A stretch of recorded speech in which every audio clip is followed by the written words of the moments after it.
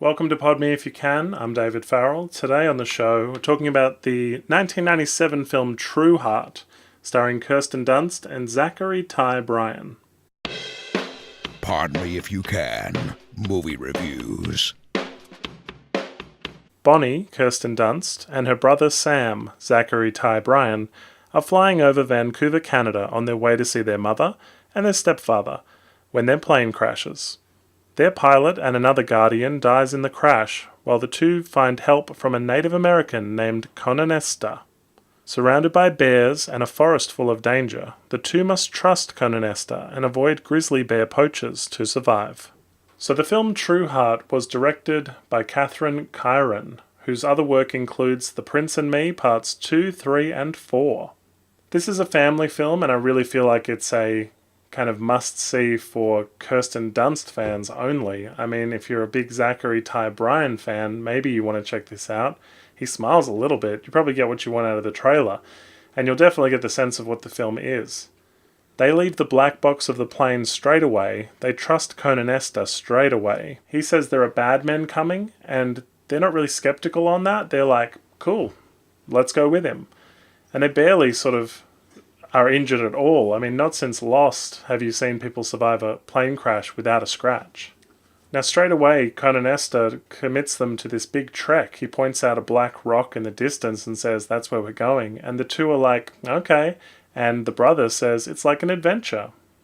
The whole thing plays a bit like an ad for Canadian tourism if you want to see grizzly bears or skunks, or wolves or cougars or owls, or hawks or rabbits or slugs. Look, the film is mainly about grizzly bears though. And these poachers who, when we see them at the plane wreckage, are going through it all and they're like scavenging whatever they can. They make a real effort to make these poachers the most villainous people they can in a children's film. When a bear gets caught in one of their traps, they torture it before shooting it, and it comes off as really monstrous. The actor playing the Native American is of Mohawk ancestry, and so therefore authentic. But he does seem to play it in a really stereotypical way, and I can't tell if it's kind of a racist stereotype. I'm going to leave that to you. Here's a short clip. They think, catch her, catch him. They make traps on ground like stars. Cover with rabbit for smell until maybe she comes. She comes. Michael Gross, the dad from Family Ties, plays Dick, their new stepfather. And probably the only bit of the film that really amused me is when the kids say, Mom, Dick, we've got to go. And they're calling him Dick, and it does come off like they don't like him. There's a big, long portion of this film where they continue to bring up their old dad and hating their stepfather. So of course he plays the savior and wins them over during the course of the film. But it's amusing because it feels like they're calling him a dick. Partway through the film, Conanesta says, I'm going to go hunt, and the brother says, I'll go with you. And Kirsten Dunst's character says, it's okay, I'll gather. Which really, not doing a lot for gender stereotypes here. The title of the film refers to a scene where Kirsten Dunst is alone and a grizzly bear approaches her.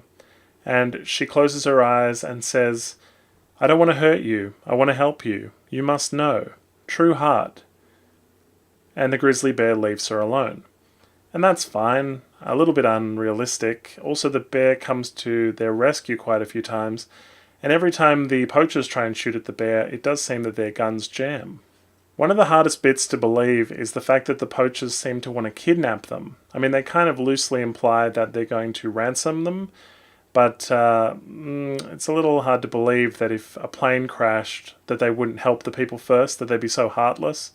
And as well, they're having real trouble finding these grizzly bears, which of course Conanesta can track, but they need help and information to find.